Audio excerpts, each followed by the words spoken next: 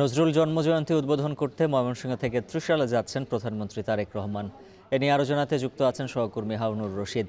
হারুন, জানাবেন নজরুল জন্মজয়ন্তী অনুষ্ঠানে কখন যোগ দেবেন প্রধানমন্ত্রী, আয়োজন নিয়ে আর কি তথ্য রয়েছে? উজ্জ্বল, ময়মনসিংহবাসীর দীর্ঘ প্রতীক্ষার অবসান হয়েছে। জাতীয় পর্যায়ে নজরুল জন্মজয়ন্তীর অনুষ্ঠান হচ্ছে এবং এই অনুষ্ঠান উদ্বোধন করছেন প্রধানমন্ত্রী তারেক রহমান। কিছুক্ষণ আগে প্রধানমন্ত্রী তারেক রহমান নজরুল জন্মজয়ন্তীর যে মূল অনুষ্ঠান স্থল, সেই অনুষ্ঠান স্থলে এসে উপস্থিত হয়েছেন এবং আনুষ্ঠানিকভাবে জাতীয় সঙ্গীতের মধ্য দিয়ে নজরুল জন্মজয়ন্তীর যে অনুষ্ঠান সেটি কিন্তু শুরু হয়েছে। এর আগে প্রধানমন্ত্রী ময়মনসিংহের ত্রিশালে এসেছেন এবং ত্রিশালে এসে প্রথমেই বৈলর ইউনিয়নের কানহর এলাকার যে ধরার খাল, সেই খাল খনন কার্যক্রমে অংশগ্রহণ করেছেন এবং সেখানে বৃক্ষরোপণ করেছেন এবং উপস্থিত জনসাধারণের উদ্দেশ্যে তিনি বক্তব্য রেখেছেন।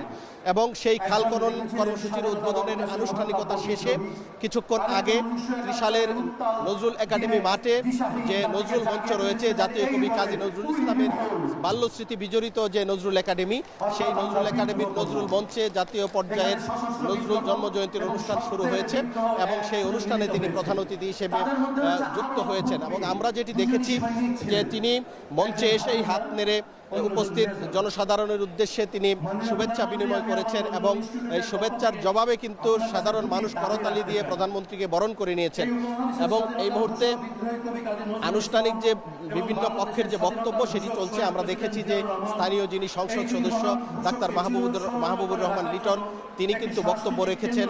এরপর এই আজকের অনুষ্ঠানের যে মূল আলোচক, তিনি বক্তব্য রেখেছেন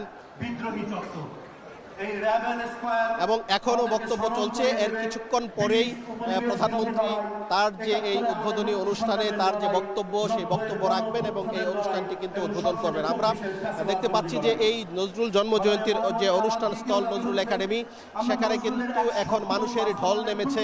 পুরো অনুষ্ঠান স্থল কিন্তু কানায় কানায় ভরে গেছে। আমরা দেখেছি বিভিন্ন এলাকা থেকে, বিশেষ করে ত্রিশাল ছাড়াও ময়মনসিংহ এবং আশপাশের যে জেলাগুলো রয়েছে, যে উপজেলাগুলো রয়েছে, সব জায়গা থেকেই কিন্তু মানুষজন এই নজরুল জন্মজয়ন্তীর অনুষ্ঠানে যোগ দিতে এসেছেন এবং বৈরী আবহাওয়ার মধ্যেও কিন্তু মানুষজন এখানে এসেছেন এবং এখন অনুষ্ঠান স্থল একেবারে কানায় কানায় পূর্ণ।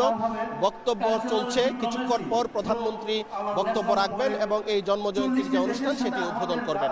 এই ছিল আমার কাছে সর্বশেষ। হারুনুর রশিদ জানাচ্ছিলেন বিস্তারিত।